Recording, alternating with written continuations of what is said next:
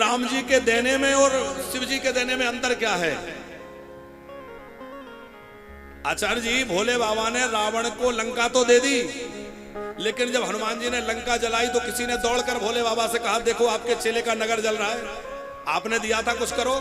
भोले बाबा बोले, ना, मेरी जिम्मेवारी खत्म, मेरा काम था देने का, मैंने दे दिया, अब वो जाने उसकी लंका जाने।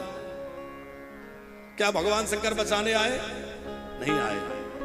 लेकिन भगवान राम ने जब विभीषण को लंका दी तो क्या किया? साथ में वचन भी दिया है कि करहो कल्प भर राज तुम, एक कल्प तक तुम राज्य करो, एक कल्प तक इस लंका के राज्य को तुमसे कोई नहीं छीन सकता, ये मैं तुम्हें वचन दे रहा हूं।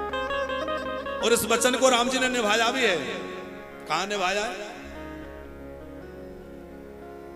देशराज जी, एक बार की कथा है कि विभीषण जी प्रतिदिन नियम था कि रंगनाथ भगवान को दर्शन करने आते हैं। आज भी विभीषण जी हैं, चूंकि चिरंजीवी में है, और राम जी ने वरदान दिया है कि तुम्हें कल्प भर राज करना है, तो अभी वो कल्प चल ही रहा है।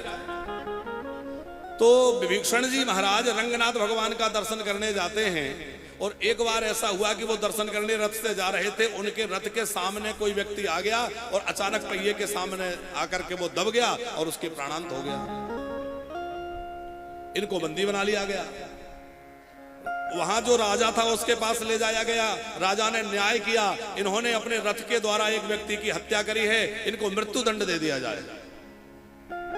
अब मृत्यु दंड के लिए अब विभीषण ने उसका विरोध नहीं किया, यद्यपि समर्थ है, पर नहीं किया। क्यों? बोले भैया अपराध तो अपराध है, जो जहां का दंड विधान हो उसको स्वीकार कर, जिस देश में रहो उसके संविधान को मानना चाहिए।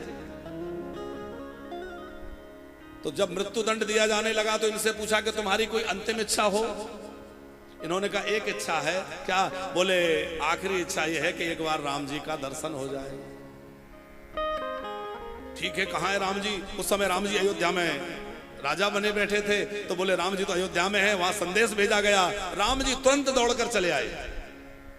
और राम जी जैसे ही आए और अपने मित्र को बंधा हुआ देखा, राम जी के नेत्र भर आए और राम जी ने कहा, मैंने वचन दिया है कि तुम कल्प भर राज करोगे, तो मेरा यह भक्त कैसे मर सकता है?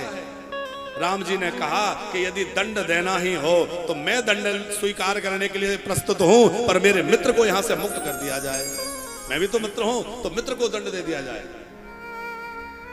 और राम जी ने अपने धनुष बाण रख दिए और आज की भाषा में कहें तो सरेंडर कर दिया। बोले मुझे पकड़ लो, लेकिन मेरे मित्र को नहीं, क्योंकि इसको मैंने वचन दिया है। जब ये दृश्य देखा तो वो वहां का जो तात्कालिक राजा था वो राम जी के चरणों में गिर गया। बोले अयोध्या के सम्राट होकर के आप ऐसा मत करिए, आप मैं क्षमा मांगता हूं, मैंने जो इनको दंड देने का विधान किया उसको मैं क्षमा करता हूं, वो अब न जाए। विभीषण के प्राणों की रक्षा राम जी ने की। ये कथा भी पुराणों में है। अब आप विचार करिए कि भगवान का देना कितना निराला है, कैसे शरणागत वत्सल भगवान है।